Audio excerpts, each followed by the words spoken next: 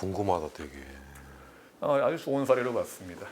그래서 이 양반이 이제 촛불혁명을 직접 와서 보지는 않았는데 외국에서 이렇게 뉴스를 봐서 아주 감명을 많이 받았나 봐요. 네네. 그래서 그 책에 보면은 책의 일부를 따온 건데 박근혜를 포퓰리스트라고 하지는 않았지만 어쨌든 권위적인 일종의 그 독재자에 가까운 사람이었다.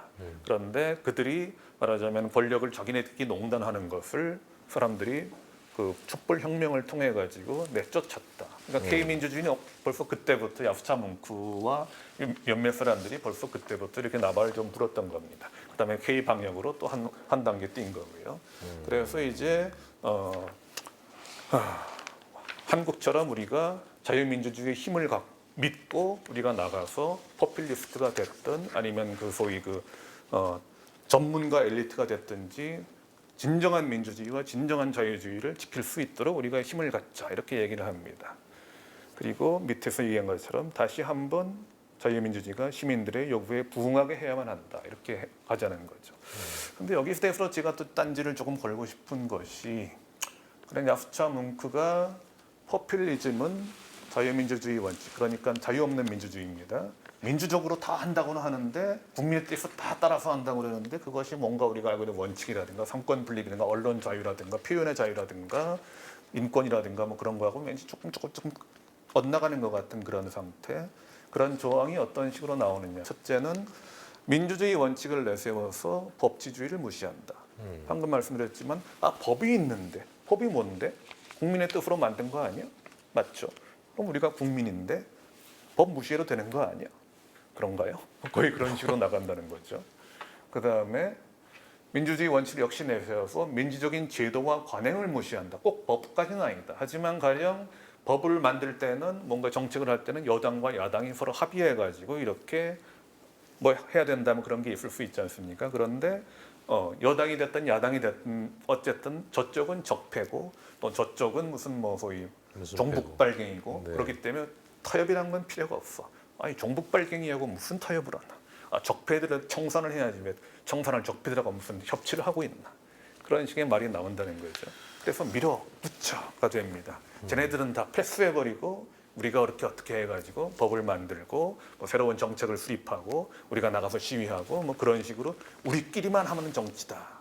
이런 식으로 가는 경우가 많습니다. 민주적인 타협이라든가 또 언론에 대해서도 굉장히 물론 언론이 좀 욕을 먹을 만도 많이 있는 건 사실입니다. 뭐 언론에 대해서도 굉장히 불신을 하죠. 그래서 어디서 보도를 했다 그러면 또 기레기가 기레기 짓했네 이런 말이 딱 나오면서 요즘엔 기더기까지 가더라고요. 뭐 그러면서 불신합니다. 사실 팩트를 제시하는 내용이 나와도 이건 어디 신문이지? 그럼 믿고 거르는 뭐뭐뭐 하면서 이렇게 나가죠. 그래가지고 자기 자신이 좋은 말만 해주는 그런 유튜브라든가 어떤 그런 소규모 방송 그 말만 귀를 기울이죠.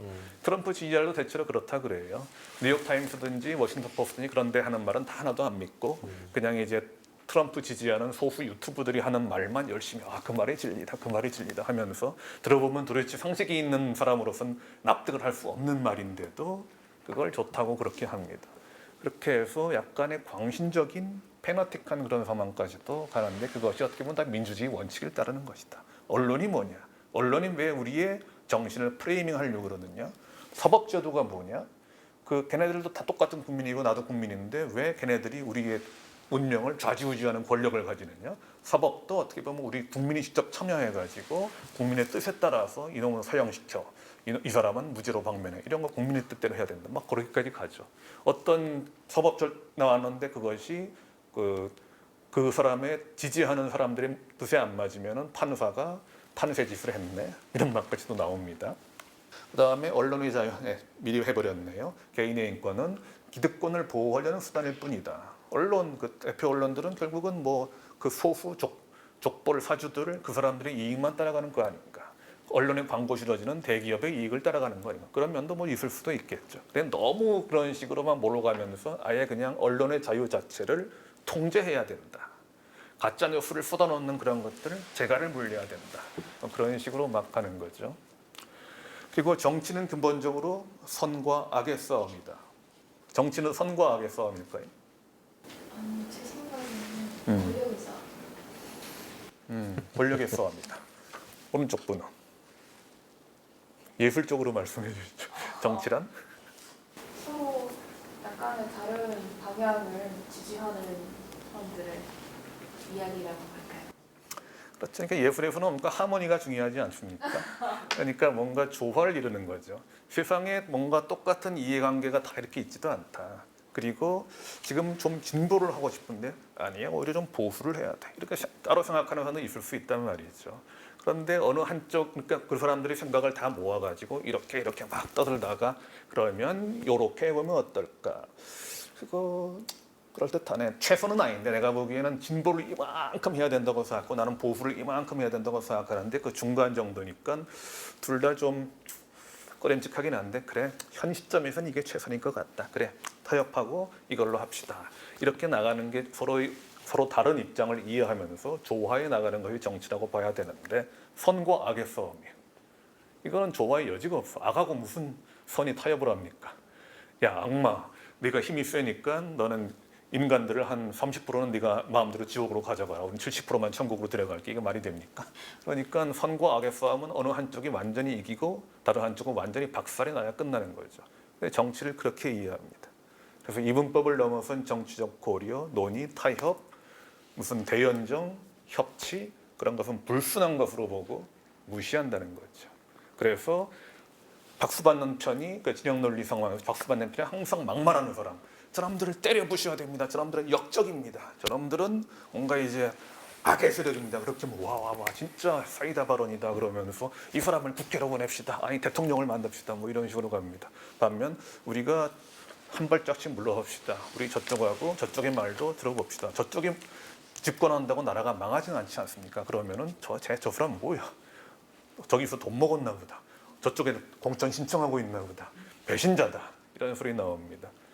정치를 그렇게 어느 한쪽이 100% 이겨야 되고 다른 한쪽은 100% 져야 되는 싸움으로 보면은 이것은 실제 생활을 많이 놓칠 수가 있습니다.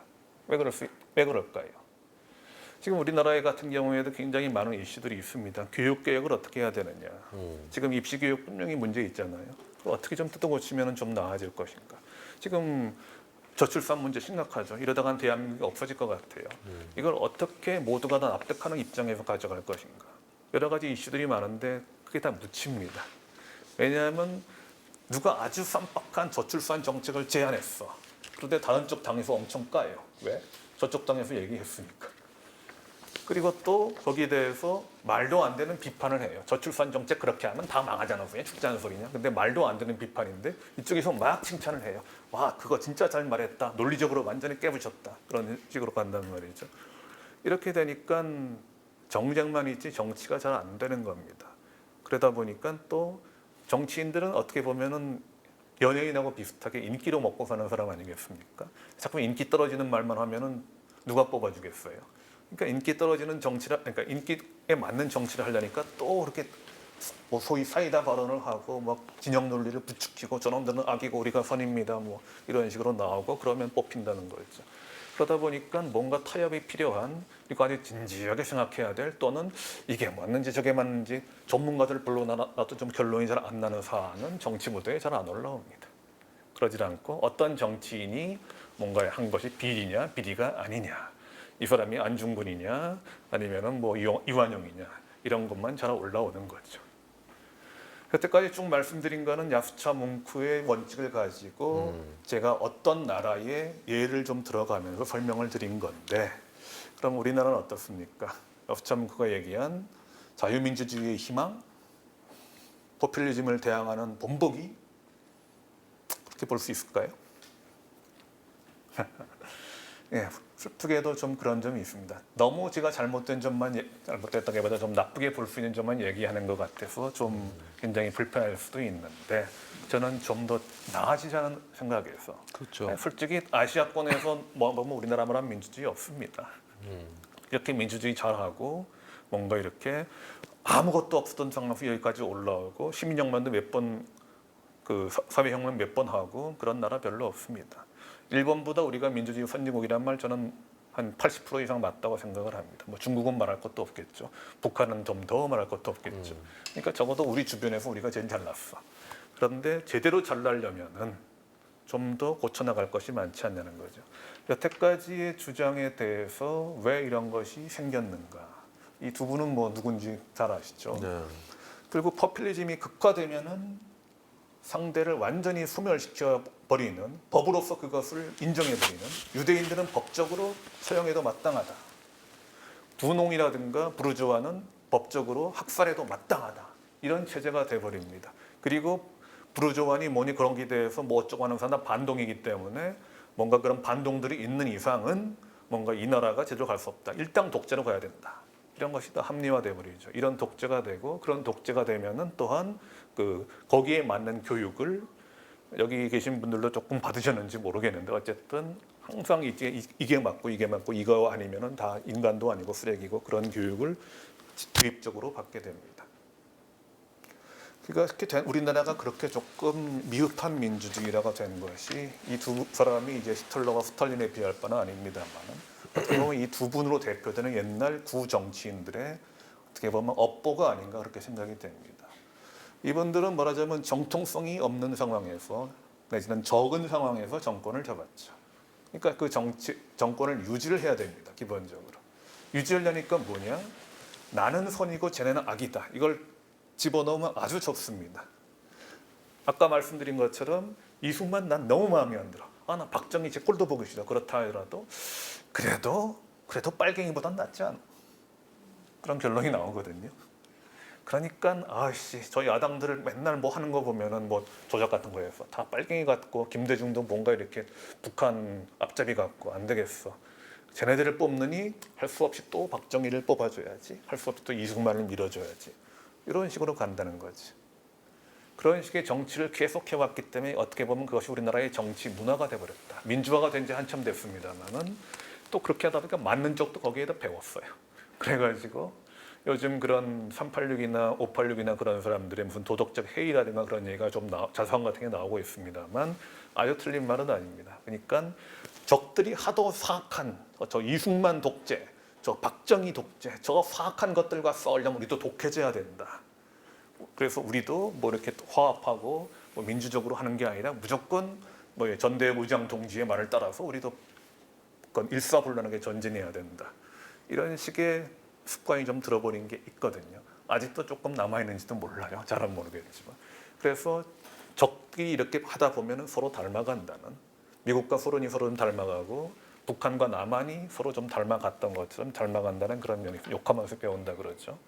그리고 여기서 계속 아직까지 안 나왔지만 시민교육 문제와 통일교육 문제를 여기서 해야겠는데, 뭔가 하면은 시민교육이란 뭔가, 우리는 민주자를 붙이죠. 뭐 민주시민교육, 일본 같으면 공민교육, 독일 같으면 정치교육 그러는데, 이 민주시민교육이란 뭘까? 아까도 몇 가지가 나왔지만 그런 의식을 길러주는 거죠. 자립적인 개인이자 시민으로서 소수된 정치체의 비판과 참여를 통해서 더 나은 정치체가 되도록.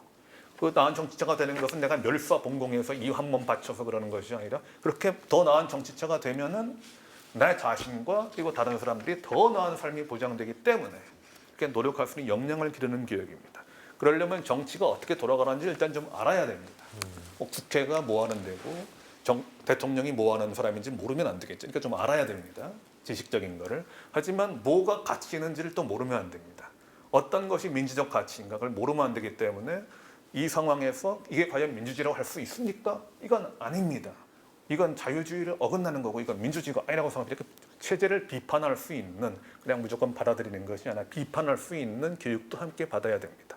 그래서 보통 시민교육이라고 했을 때 외국에서는, 제가 알고 있는 거의 모든 OECD 국가에서는 시민교육이라는 걸 독립교과로 만들고, 도덕교육은 없는데 시민교육을 독립교과로 만들고 이런 거를 가르칩니다. 한쪽으로는 정치에 대한 뭔가 이렇게 참여할 수 있는 그런 노하우라든가 팩트를 가르치고, 한편에서는 그런 가치를 가르칩니다. 우리의 중요한 가치는 뭘까? 자유평등 박애, 그것을 어떻게 구현해야 될까? 그런 걸 가르치는 거죠. 그런데 우리나라는 어땠는가 하면은 가치를 이런 걸로 가르쳤습니다. 공산당은 무조건 때려잡아야 된다. 공산당은 최고의 악이고 그야말로 악마고 뭐 그냥 뭐 이 세상에 존재할 수 없는 것이다. 약간 빨간 거 비스무리하게 묻어 있어도 다 잘라버리고 없애버리고 박멸해버려야 된다. 이것을 가치로서 가르쳤습니다. 그렇지 않았습니까? 그랬던 것 같아요. 예, 그랬던 것 같죠. 어떻게 보니까 여기 한국에 못 중에서 살아봤으니까. 저하고 좀 나이가 비슷한 남한 분이 계셔야지. 맞는 말입니다 하겠는데 안 네네. 계시네. 그런데 아니에요, 어쨌든 아니에요. 우리 때는 도무지 제가 이제 80년대 교과 고등학교 중학교를 다녔는데 책만 펴보면 다 반공밖에 없어요. 네. 도덕 교과서를 보면 처음부터 끝까지 다 반공입니다. 국어 교과서를 봐도 반공, 사회 교과서를 봐도 반공. 반공에다가 친일 좀 들어가는 게 그게 다 교육의 전부였을 정도로 뭐 북쪽에보다는 좀 아니었겠지만 북쪽과 약간 찜쪄먹을 정도로 그런 식으로 반공 교육을 어마어마하게 배웠습니다. 그러니까 대학교 가가지고 그게 아닌가 보다 하니까 사람들이 헷가닥 돌죠. 그런데 어쨌든 간에 가치 교육을 우리 체제를 어떻게 하면 더 좋게 만드느냐 그런 교육을 하지 않고 저쪽 체제는 너무너무 나쁘기 때문에 우리 체제는 거기에 대해서 너무너무 좋다 당연히 비교급으로. 그러니까 우리 체제를 무조건 지켜야 되고 저쪽 체제에 동조하는 말 같은 거 그런 걸 하는 사람 뭐 북한하고 친하게 지내자 평화 통일하자 그런 놈들은 다 빨갱이 앞잡이니까 때려 부셔야 된다. 이런 식으로 교육을 해왔다는 거죠. 그리고 나서 그 가치 교육은 그렇게 됐고 남은 부분 소위 팩트에 대한 부분 노하우에 대한 부분은 이렇게 사회과 교육에서 시켰습니다. 그러니까 우리는 시민교육이 둘로 갈라져 있습니다. 가치에 대한 부분은 통일교육에서 해왔고 팩트에 대한 부분은 사회과 교육에서 해왔습니다. 근데 사회과 교육에서 민주시민교육이라고 보통 있습니다. 그런데 그 시민교육 내용이 그런 거예요. 기본적으로 국회는 무슨 일을 합니까? 뭐 법원은 무슨 일입니까? 삼권 분립이란 무엇입니까? 그러니까 뭐 지식은 많이 들어가는데 그냥 지식으로 끝나는 거죠. 그게 내 삶과 무슨 연관이 있으며 나는 거기에 대해서 어떻게 느끼고 어떻게 생각하고 어떻게 실천해야 되는지 그 방법은 무엇인지 그거를 전혀 안 배웁니다.